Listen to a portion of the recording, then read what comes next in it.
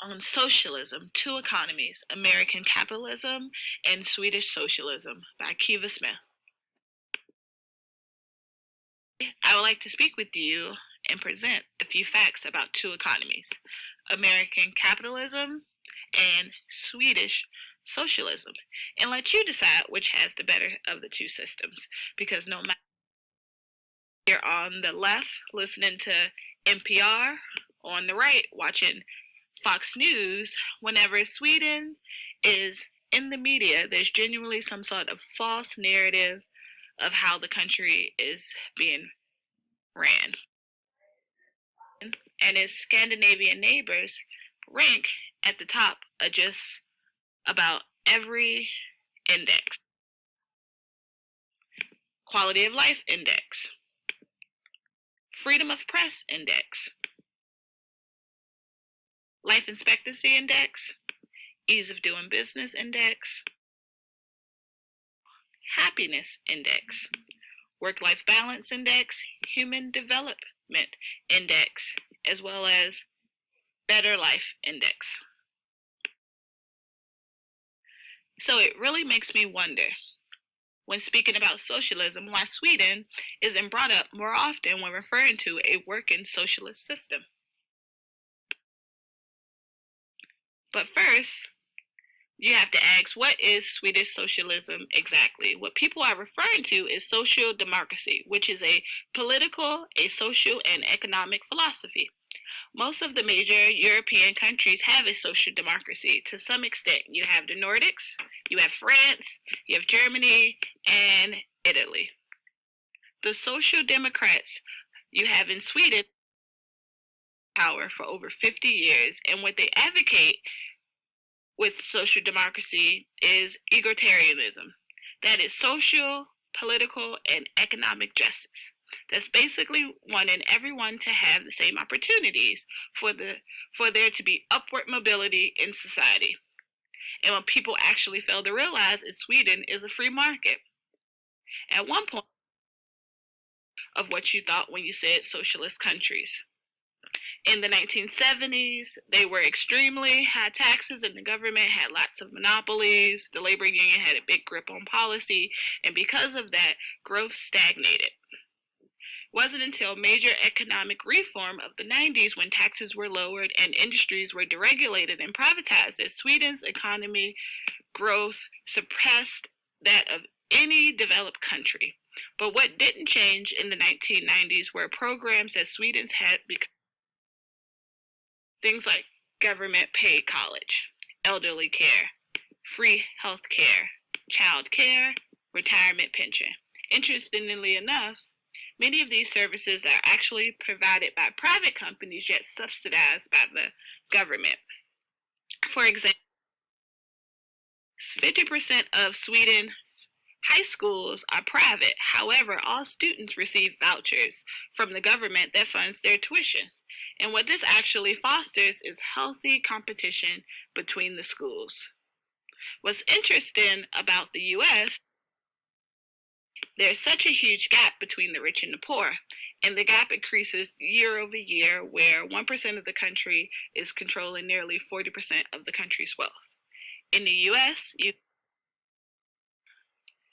you'll find in the US there are really poor and rural areas, urban areas, cities that are declining economically, but at the same time you find rich neighborhoods thriving, like the Hamptons, Georgetown, and different parts of Florida. For more or less, all neighborhoods are considered nice. Of course, there are poor neighborhoods, but for the most part, it's equal. It's nothing like the US.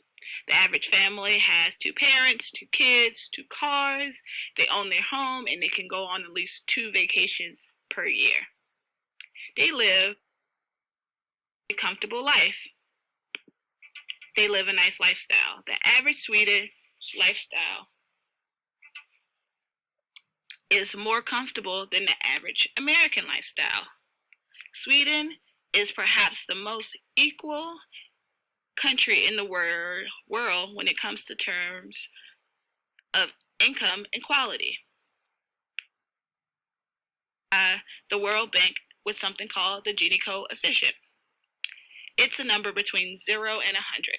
0 theoretically meaning that everyone has the same income, and 100 meaning that one person gets all of the income. Countries with high levels of income inequality are South Africa at 63 and Brazil at 54. Sweden's is on the opposite side of the spectrum and has an extremely low Gini coefficient of 28 compared to the US's 41. So Sweden had income equality. The reason for this Gini co is so low is due to two things: strong labor unions and high marginal taxes. Although there are no minimum wage laws,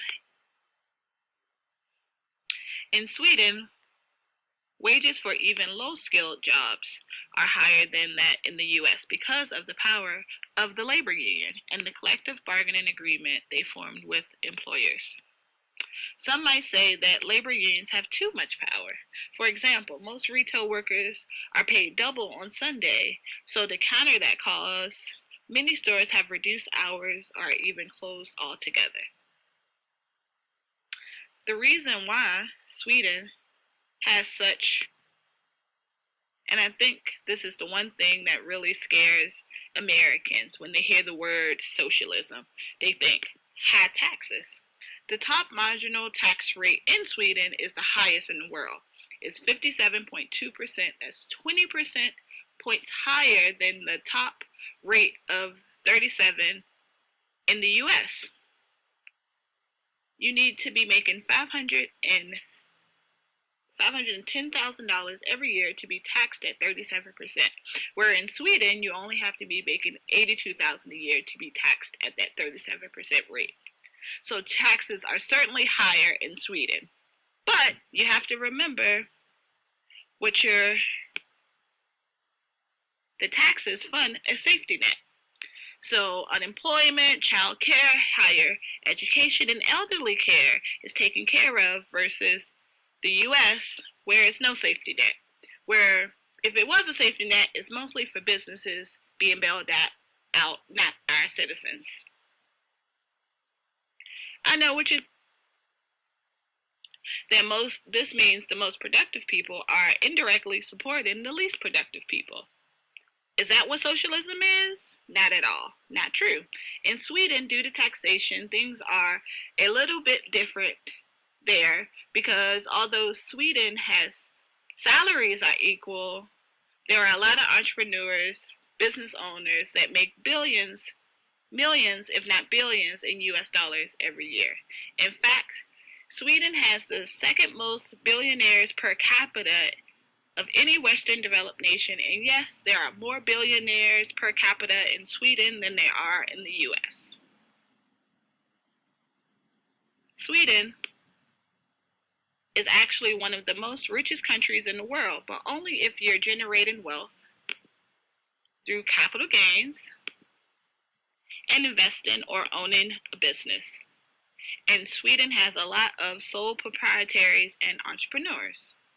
Stockholm actually produces the second highest number of billion-dollar tech companies per capita in the world, second only to Silicon Valley. In Sweden, overall, there are 20 startups per 1,000 employees compared to just 5 in the US. And I'm sure you've heard of some of the, like IKEA, Spotify, H&M, Skype.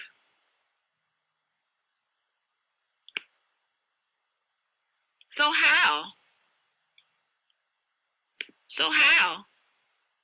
How can there be so many startups and established billion-dollar companies in a country where such high tax rates? Simply because there are more entrepreneurism.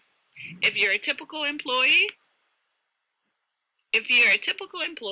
in a salary job working in a company in the US and you have an amazing business idea, what's going to stop you from pursuing that idea? Mainly the risk.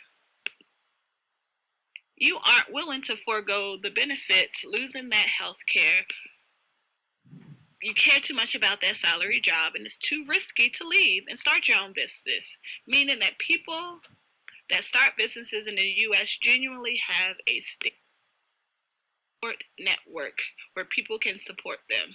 In Sweden, the risk isn't as high because of the social that was provided for everyone living there with the benefits. People are better educated, healthier, and more secure, and have more upward mobility, which makes it easier to take that risk. Having health care, child care, and even elderly care, you can somewhat live comfortably on unemployment, which isn't an option that's recommended. So now that about American capitalism and Swedish socialism, you be the judge. Which system sounds like it aligns with your values or your beliefs? Would you like to be a socialist one day? What do you think? Thank you.